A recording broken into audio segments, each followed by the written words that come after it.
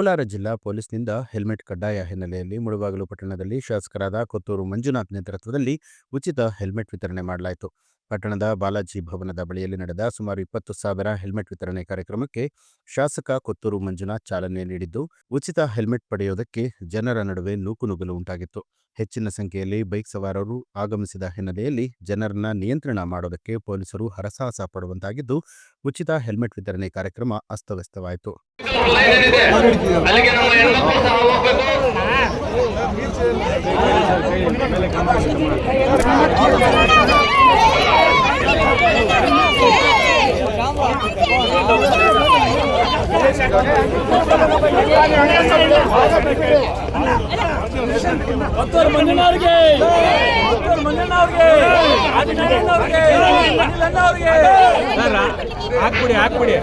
ಜನಗಳು ಗಾಡಿಗಳು ಅವಕಾಶ ಮಾಡಿಕೊಡಬೇಕು. ಗಾಡಿಗಳು ಮೂವ್ ಆಗೋದ ಕಷ್ಟ ಆಗುತ್ತೆ. ಈ ಕಡೆ ಬನ್ನಿ, ಒಂದೇ ನಿಮಿಷ ಬನ್ನಿ.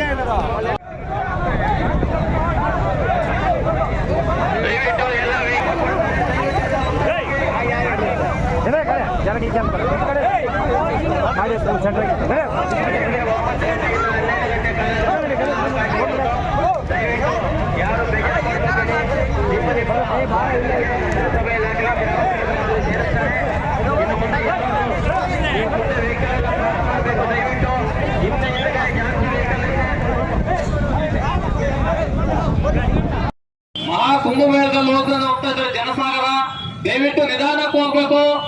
ನಮ್ಮ ಆಜ್ಞಾನವರು ಇದ್ದಾರೆ ಆ ಕಡೆ, ದಯವಿಟ್ಟು ನಾವೇ ತೋರಿಸ್ಕೊಳ್ಳಿ. ಆ ಕಡೆ ಹೋಗಿ ದಾರಿ ಇಲ್ಲ, ಕಟ್ಟಿದ್ದಾರೆ, ಹೋಗೋಕೆ ಅವಕಾಶ ಇಲ್ಲ.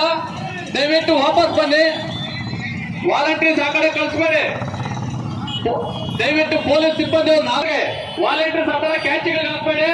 2 ವೀಲರ್ ಪಾಸ್ ಆದಾಗ ಮಾತ್ರ ಅವ್ರ ಕೈಗೆ ಕೊಡಿ. ದಯವಿಟ್ಟು ಆ ಮೇಲ್ಗಡೆ ಕ್ಯಾಚ್ಗೆ ಹಾಕಕ್ ಹೋಗ್ಬೇಡಿ. ದಯವಿಟ್ಟು ನಿಧಾನಕ್ಕೆ ಹೋಗಿ ತಾವು ತಮ್ಮ ಮನೆಯಲ್ಲಿ ಸೇರ್ಕೋಬೇಕಾಗಿ ಎಲ್ಲರಲ್ಲೂ ಸವಿನಯ ಪ್ರಾರ್ಥನೆ ಮಾಡ್ತಾ ಇದ್ದೀವಿ. ನಮ್ಮ ಪೊಲೀಸ್ ಸಿಬ್ಬಂದಿ ನ್ಯೂಸ್ ಅಲರ್ಟ್ ನಿಮ್ಮಿಂದ ನಿಮಗಾಗಿ.